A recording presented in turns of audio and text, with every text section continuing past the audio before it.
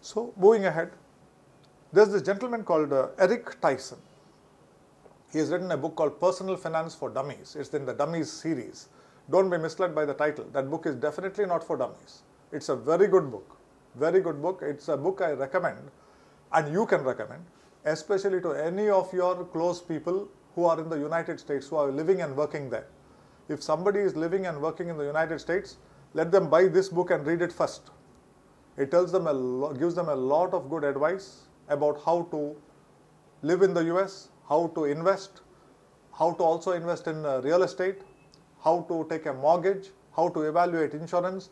Very, very fine advice. It's like a textbook on financial planning, what we are doing here, but specifically for the US. Now, Eric Tyson says, equity, real estate. To this point, everybody agrees with Eric Tyson. All the great writers say, when we are talking about growth investments, it has to be equity and real estate. But Eric Tyson goes beyond, and he puts one more thing there, which other authors don't do. Your own small business, he says. So equity, real estate, and your own small business. Now, why do the other authors not put it? Why did I also not put it in the earlier slides? The answer is very simple. When we suggest things to people, we suggest investment avenues that everybody can invest in. Everyone can invest in. Real estate, I gave you the example of the marine engineer. Did not understand the stock market. Did not want bank deposits. Real estate, yes, I can see it. I can consult somebody. I've got family lawyers. They will put me in the right hands. Went into it. The stock market, yes, I agree, for a long time, only people who had the knowledge could invest. Today, it is not so.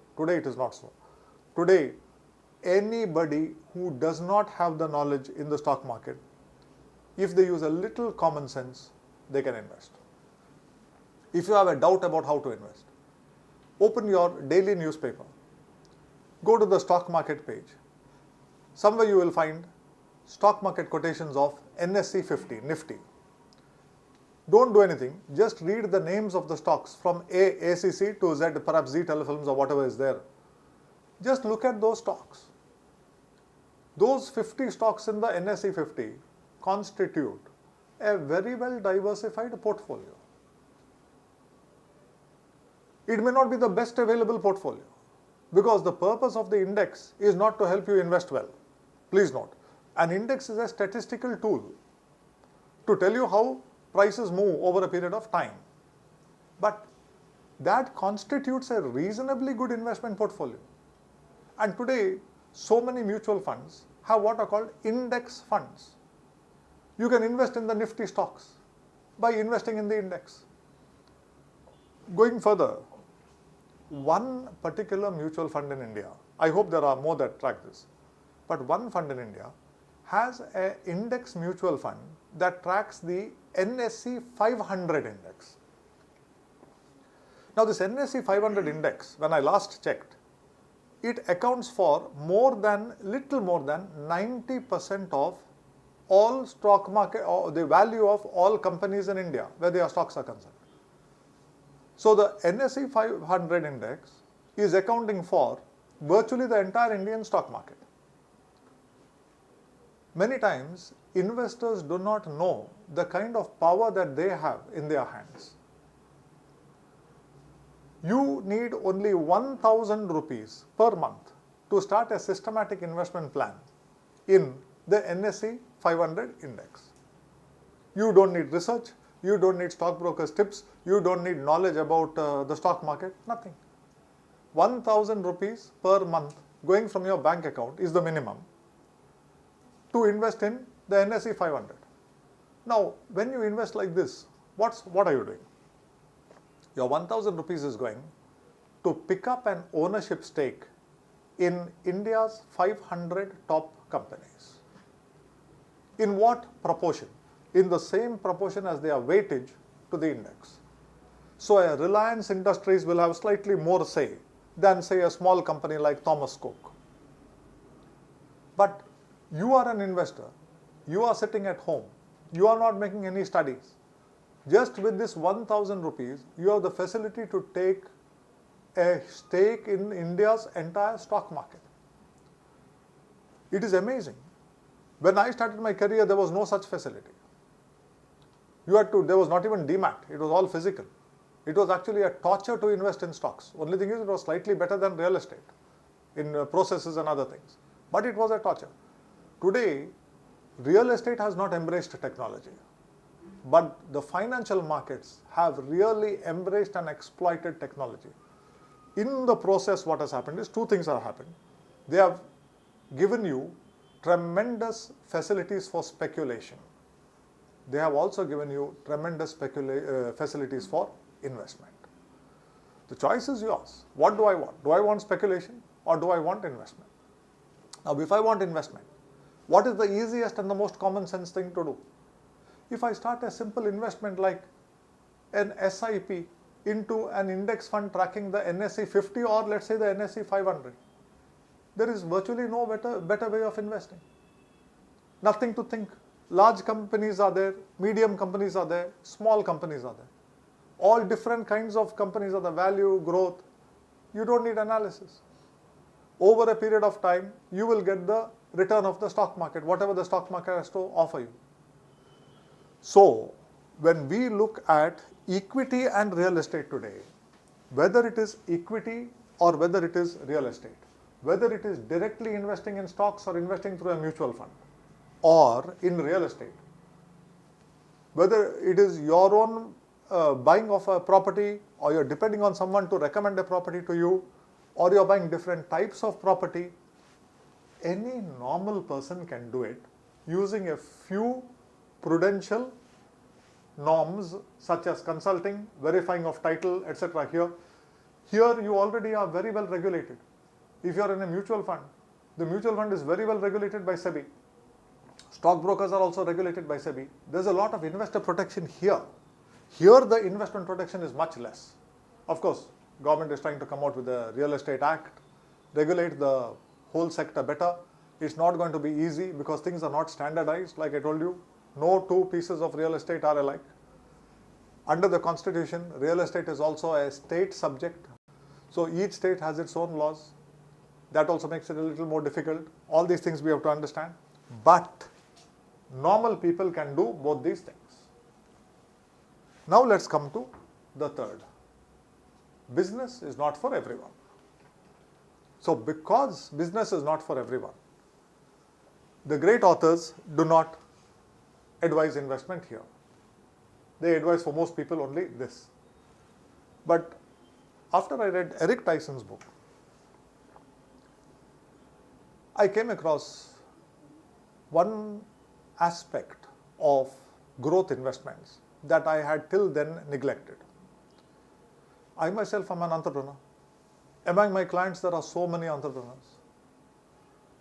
When we look at young people today, the one obsession they have is campus recruitment and a job. Many of these youngsters have business acumen. They have an aptitude for entrepreneurship. But we don't want to get. Why? Business is risky. The whole concept of what an enterprise is absent from their way of thinking. So along the way, from my own experience, I put down a few thoughts about business on paper. Which business? Not the business that the Tatas and the Birlas run. The kind of business that a normal housewife can run, a normal person can run. Let me give you one insight into this. A lady who lost her husband at a relatively young age had a couple of children to look after. All she did was, when there were no other earnings, she was a homemaker. She was not used to employment. All she did was, a lot of her relations and others had told her that 2 food items that she prepares are excellent, above average. She just put a classified ad that appeared at intervals of 15 days in the local paper. classified ad, those days probably costing some 200 to 300 rupees per, oh sorry, those days it may be now, maybe 150 rupees per insertion. So for 500 rupees, she writes available, homemade, whatever it is, biryani and this and that, only 2 items. Orders can be placed on this telephone number. Slowly the orders started coming. She has seen through 2 children right through their engineering education because of that work. And those were the only 3 advertisements she released. After that she had enough business. That too a classified ad. Then by word of mouth it went. Of course she told a few people in her own circle. Now this is business. Where is the risk? She was operating from her own kitchen in her own apartment. People coming to her feet and lifting it. People placing orders by phone. When we use this term business, enterprise, we use it in it's like a common noun, a very generic term. There are a lot of businesses that can be based, not like the Tatas and Birlas where you need 5,000 crores, 10,000 crores for a new project. It can be based on what Warren Buffett said in that slide, human capital. And from that point of view, let me tell you that there is nothing as profitable as your own small business. And a lot of us have the ability to do some small activity that is profitable, many times even sitting at home. We haven't realized this. If we become a nation of entrepreneurs, our nation will progress. Today, what's happening is we are actually becoming a nation of courier delivery boys, security guards at ATMs, cyber coolies in your BPO outfits, mind-numbing, unintelligent, low-paid work. That is sad, because many of the youngsters that I see doing those kind of things have the potential to be successful entrepreneurs. So I have made entrepreneurship part and parcel of my presentations in personal financial planning. And to summarize where we have reached today, when we looked at investment can be for parking, for regular returns, for growth. Under growth, equity, real estate, your own small business. I'm happy to be here to do a slightly out of the way thing, which I generally do not do, a talk on entrepreneurship. The series of talks I've been giving for Simplus over the last few months have dealt with a subject called personal financial planning. Entrepreneurship is not an unrelated concept. It is a concept related to personal financial planning. So maybe I will start my talk by putting it into the proper context and then continuing on entrepreneurship. My name is Gerard Colasso. I have been an entrepreneur. More importantly, I have been a first-generation entrepreneur. We did not have the good fortune of stepping into any existing business. Our business is in the line of personal investment services. And the generation that went before us was not in entrepreneurship or not in anything to do with personal investment services. So this is a line that we had to learn firsthand, and generally by trial and error in the beginning at least, even though theoretically we had a lot of knowledge about investment even when we started. I started business on the 21st of October 1985. At that time I was aged 22 years. Right now I'm in my 31st year of entrepreneurship. I am a partner of a partnership firm, 2 partners, and both of us are first generation entrepreneurs. We did not have an established business to walk into. My introduction to entrepreneurship was when I was in college. I had one very simple and very basic skill, which unfortunately none of our young people possess today, and that is touch typewriting. The ability to type very fast on a keyboard without looking at the keyboard, having mastered the positioning of the various alpha as well as numeric keys. Now this ability, coupled with the fact that I knew a little bit of English, enabled me to sit at home and on my dad's typewriter do a little work at home and earn a little money for various people. Some of the work I handled was also legally oriented, so you pick up a bit of the knowledge of the law. And those days, of course, there were no computers, no other distractions, but I used to also keep a radio on with BBC World Service while you were doing your work. So you pick up a little bit of general knowledge, current events, what's happening in the world. All in all, quite a nice and rewarding experience. You're not working for anyone. You're doing things at your own pace. And you're earning some money as a student. A very pleasant overall experience. So that was my basic introduction to entrepreneurship. Today, I always ask this question of everybody. Whether it's a student who's not finished studies, whether it's somebody somewhere in the middle of a working life, working career, sometimes even people who are approaching retirement or in retirement. Are you willing to give entrepreneurship a chance? This is a question that I ask. Why do I ask it? When I look at the educational system and the kind of students our institutions are producing today, I find more and more that we have a fixation with paid jobs. The one tremendous anxiety of somebody is campus recruitment. If I do not get recruited when I'm in a campus, I'm a failure for life. This is the unfortunate kind of stigma that we develop mentally. What we see are, when you're depending upon campus recruitment, the jobs that the average graduate is landing are very poor quality jobs. I have taught some brilliant young people, and these brilliant people come and tell me as if they have achieved something very great. There were 30 people who appeared for an interview in a BPO company in Bangalore. Only 2 were selected. I was one of them. My instant reaction is heartfelt condolences. The reason being, you're an obviously brilliant guy. You're going to now go to Bangalore and work as a cyber coolie. You will not last long.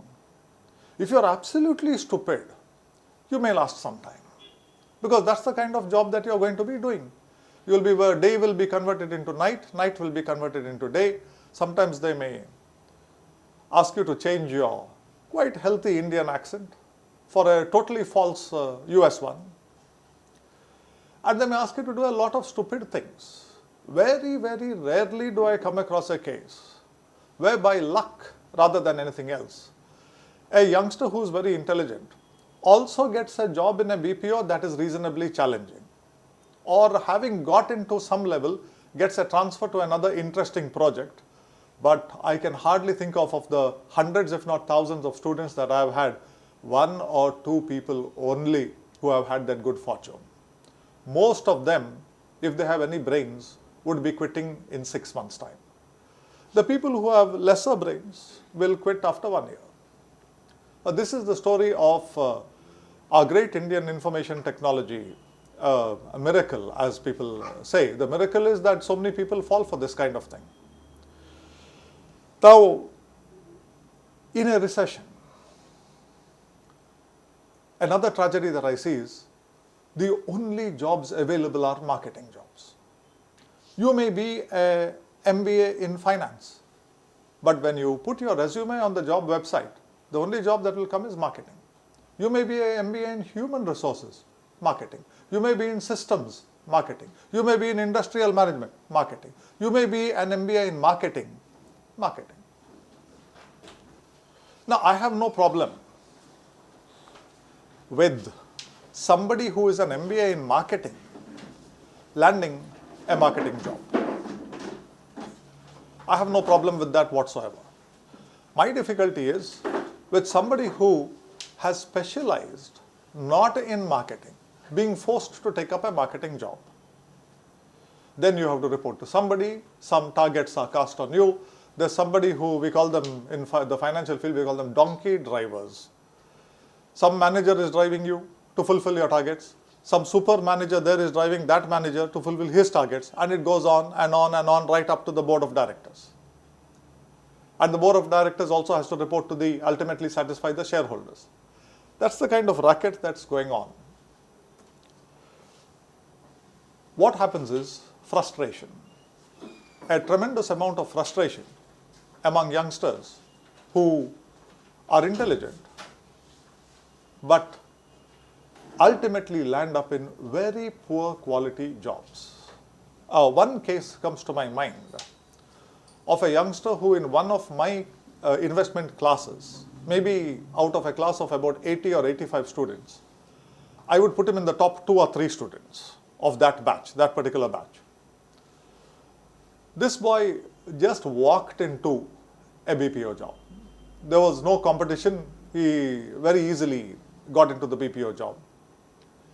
He went to Bangalore. Lasted about 10 or 11 months. Then sent me a mail. This is utter torture. It's a mind-numbing, brain-killing, intelligence-killing experience. So I'm quitting. I said, fine. He quit and came. That was the good part. The bad part was, when I started talking to him after he had come back, after just 10 months in a BPO, the guy who had gone for the BPO job and the guy who had come back from the BPO job were 2 different persons. I was finding it very difficult to converse with him. Nothing is going in. He is not able to. Actually, his intelligence was diminished because of the job. And he told me the same thing. He said, you're giving me the good books to read now. It is taking me 3 times as long for me to understand that. Only after about 5 or 6 months, the poor chap came back to normal. So because I'm in touch with the young people, since I do a little teaching, these are the kind of experiences I have which I thought I will bring to your notice. The kind of frustration that builds up. You may be getting your 20 or 25,000, but that's not everything in life. Carl Richards puts it very beautifully. Our decisions, if they are bad decisions, if our outcomes are bad, our stress levels increase. Let's go to Warren Buffett. What does Warren Buffett say? When he was addressing a group of students in a university, he was asked a question about what is the best protection against inflation. And his answer was excellent. The best protection against inflation is your own earning power, he said.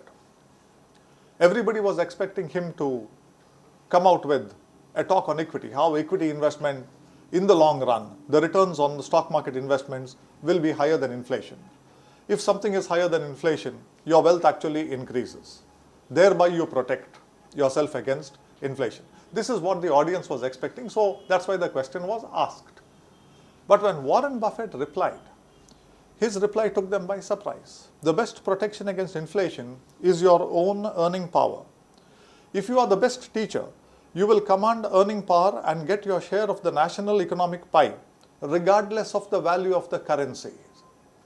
Of course, he used the example of teacher because that was in a sort of an educational context.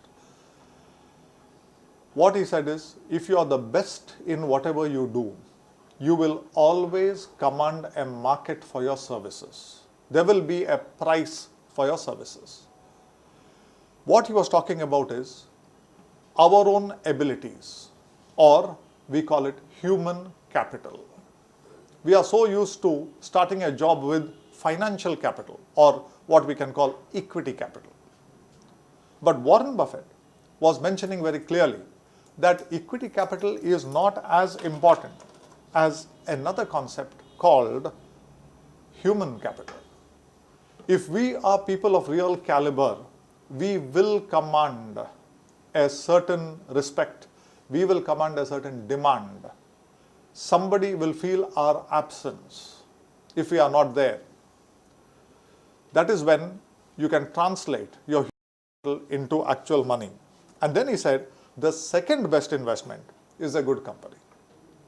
So a lot of people who think that stock market is the best investment, real estate is the best investment, they would do very well to heed this kind of advice from Warren Buffett. that the best protection against against inflation is your own earning power, your own human capital.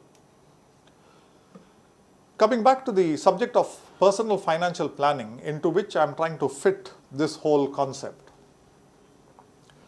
The world's best authors will tell you that equity and real estate are the only two avenues of investment that have consistently beaten inflation and increased the wealth of investors in the long run. That's 10-year plus time horizons. To a great extent, this is true.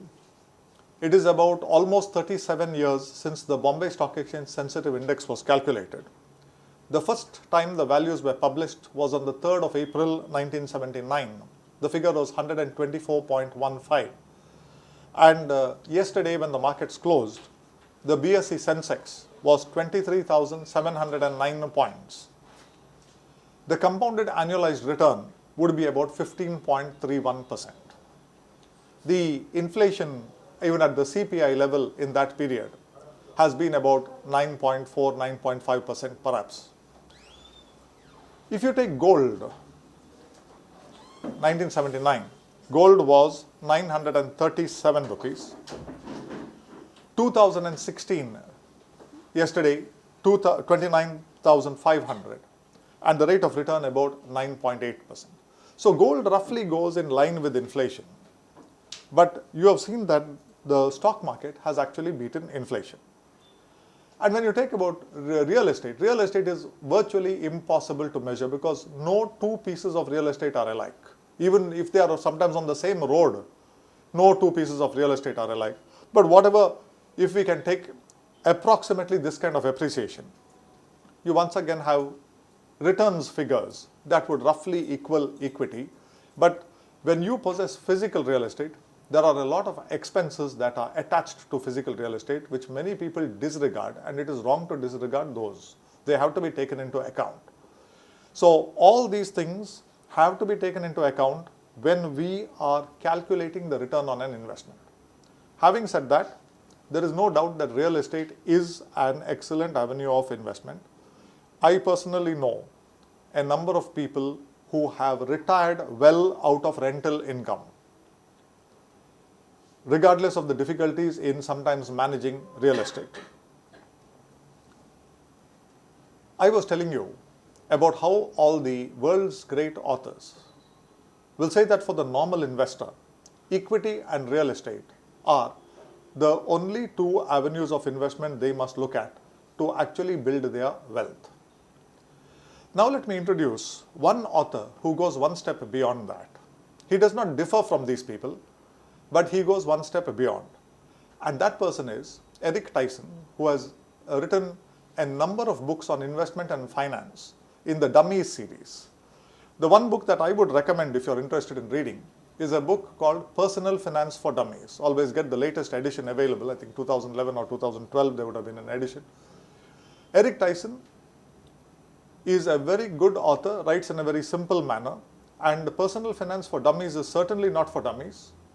It is for normal people, very well written. In fact, my clients who are in the US, if they are just going to the US for the first time, I tell them when you start working and saving, please first buy this book and read it.